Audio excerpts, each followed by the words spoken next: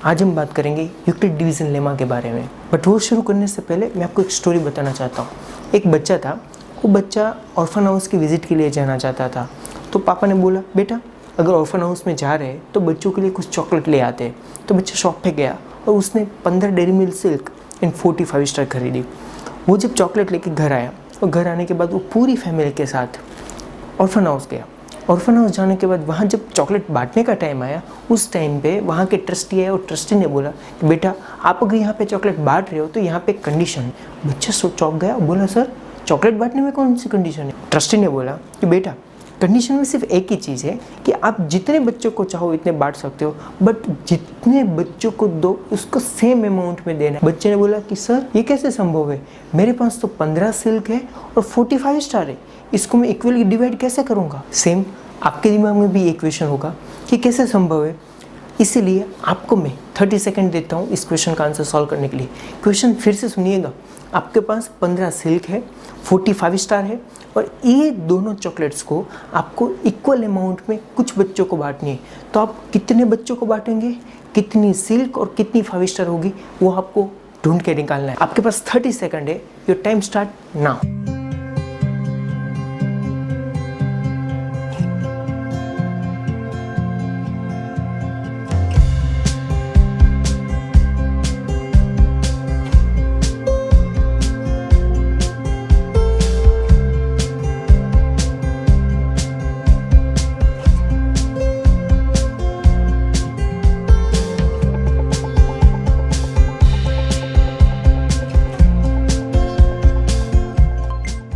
आपने आंसर ढूंढने की कोशिश की, कुछ को मिला होगा, कुछ को नहीं मिला होगा, कोई बात नहीं, हम देखते हैं। यहाँ पे अगर आपको निकालना है कि कितने को कितनी चॉकलेट मिले तो सिंपल है, HCF निकालिए, हाईएस्ट कॉमन फैक्टर निकालिए, आपको सारे क्वेश्चन का आंसर मिल जाएंगे। चलो हम साथ में मिलकर निकालते हैं। यहाँ पे 15 एंड 40 दो नंबर है हमारे पास।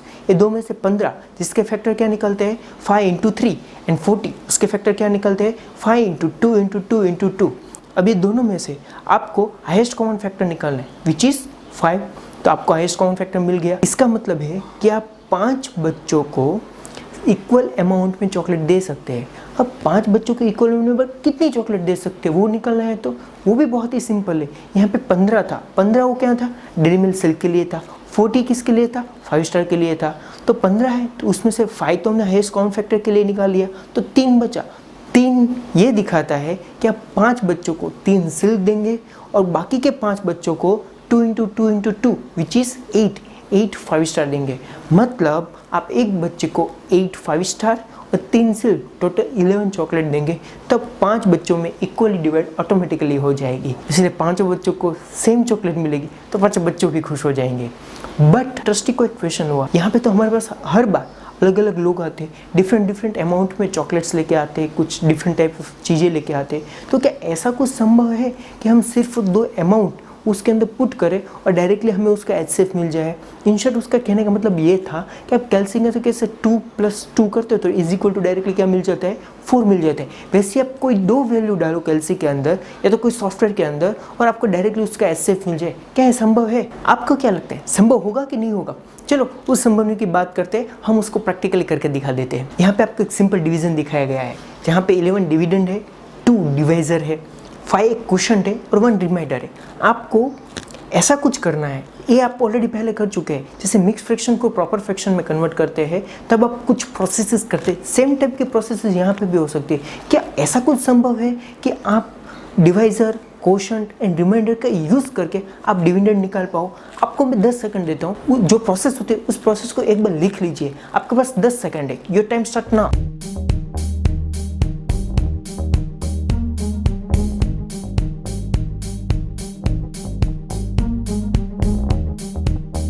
आपने लिख लिया होगा और आपने सही सोचा है। यहाँ पे 2 × 5 + 1 करें तो आपको डायरेक्टली डिविडेंड मिल जाता है विच इज़ 11। ओके, मेरा कहने का मतलब ऐसा है कि 11 क्या था आपका डिविडेंड था, 2 क्या था डिवाइजर था, 5 क्या था क्वोशंट था और 1 क्या था रिमाइंडर था। और यही है यूक्लिड डिवीजन लेमा।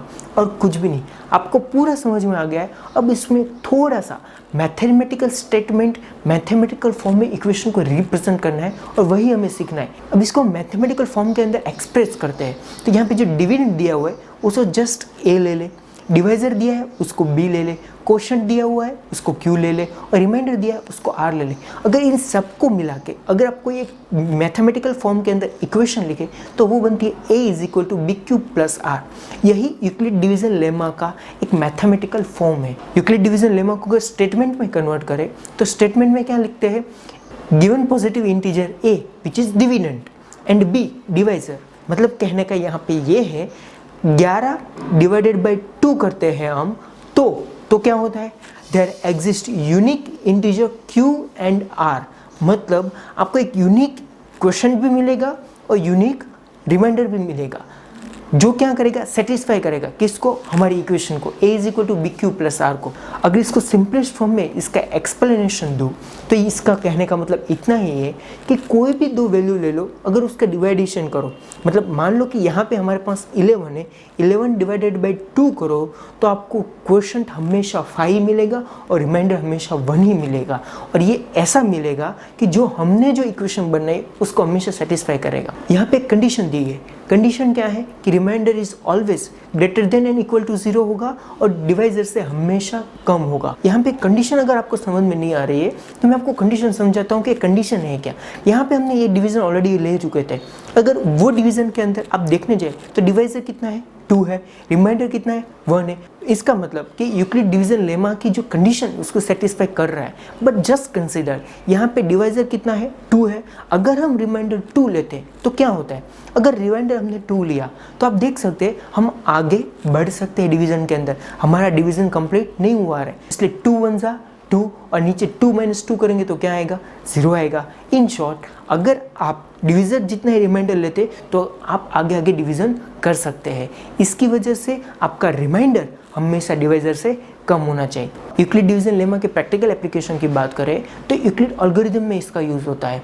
वो आगे आने वाले कुछ वीडियोस के अंदर आ जाएगा कि उसको किस तरीके से यूज़ कर सकते हैं। बट जैसे हमने स्टार्टिंग में एक क्वेश्चन किया था कि क्या हम 2 + 2 = 4 करते हैं तो ऐसा संभव है कि हम 2 वैल्यू पुट करें और उसमें डायरेक्टली उसका आंसर आ जाएगा।